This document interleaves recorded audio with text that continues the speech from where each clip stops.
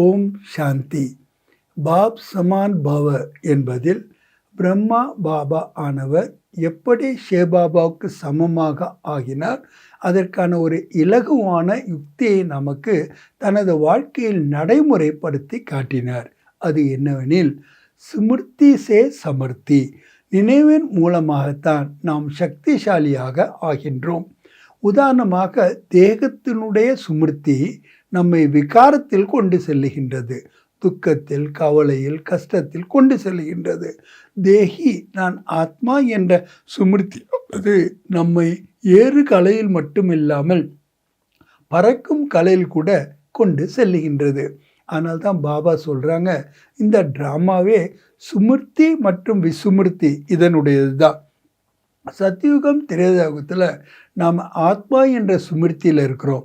துவாபரயுக கலியுகத்தில் அதனுடைய விஸ்மிருத்தியில் இருக்கிறோம். ஆக ஒரு காலத்தினுடைய கட்டாயம் அல்லது காலத்தினுடைய மாற்றம் அல்லது காலத்தினுடைய உயர்வு தாழ்வு என்பது நம்மளுடைய சுமிருத்தியினுடைய ஆதாரத்தில் தான் இருக்கின்றது. இந்த நினைவு என்று சொல்வதை விட ஸ்மிருதி என்ற வார்த்தையை நாம் யதார்த்தமாக புரிந்து கொள்ள வேண்டியது அவசியமாக இருக்கின்றது. நான் யார், என்னுடையவர் யார், இப்பொழுது நான் என்ன செய்ய வேண்டும் என்ற ஓம் சாந்தியின் 3 பொருளினுடைய ஆதாரத்தில் தான் நாம் இவற்றை தெளிவாக புரிந்து கொள்ளுகின்றோம்.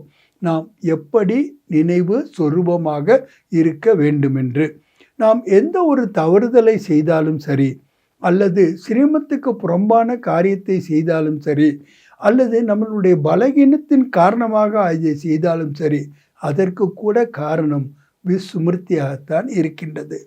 எப்பொழுது நான் யார், நான் யாருடைய குழந்தை, எப்படிப்பட்ட ஒரு பாத்திரத்தை ஏற்று நடித்து கொண்டிருக்கின்றேன், நான் சர்வோத்தமமான பிராமண குல ஆத்மா என்பது எப்போது நினைவில் இல்லையோ அப்பொழுது நாம் தவறுகளை செய்கின்றோம், விகாரங்களுக்கு ஆட்படுகின்றோம், தொல்லைகள் நமக்கு மட்டுமல்லாமல் பிறருக்கும் நாம் அளிக்கின்றோம்.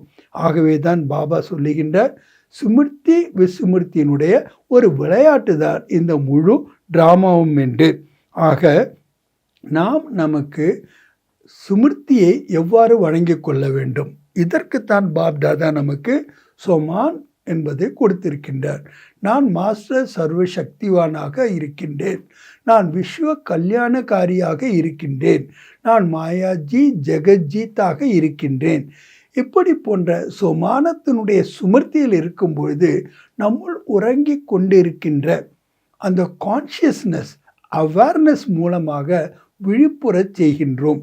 ஆக பாபா இலகுவான ஒரு வழியை நமக்கு கற்றுக் கொடுத்திருக்கின்றார். சோமானத்தில் நீங்கள் இருந்தாலே போதுமானது, உங்களிடம் வேஸ்ட் என்பது அல்லது நெகட்டிவ் என்பது ஒரு துளி கூட இல்லாமல் போய்விடும் என்று. ஆகவே பாபா இப்பொழுது என்ன செய்ய வேண்டும் என்பதற்கு கூட நீங்கள் செய்யவும் வேண்டும், செய்விக்கவும் வேண்டும், நீங்கள் ஆகவும் வேண்டும், பிறரை ஆக்கவும் வேண்டும். அது எந்தெந்த விஷயங்கள் என்பதை நாம் இன்னொரு எபிசோடில் பார்க்கலாம்.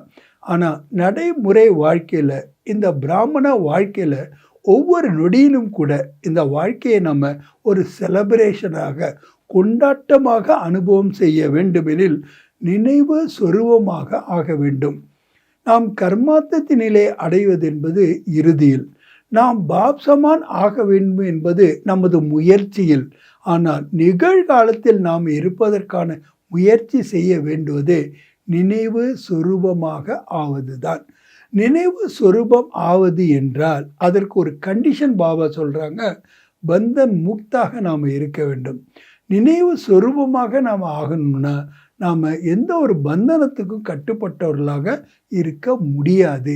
அதனால் நம்மளுடைய சுய சுமிருத்தியாக இருந்தாலும் சரி, இறைவனுடைய சுமிருத்தியாக இருந்தாலும் சரி, நாம் சோமானத்தில் இருக்க வேண்டும் என்றாலும் கூட இந்த நினைவு சொரூபத்தின் மூலமாக சக்திசாலியான நிலை ஸ்திதியினுடைய அனுபவத்தை செய்ய முடிகின்றது.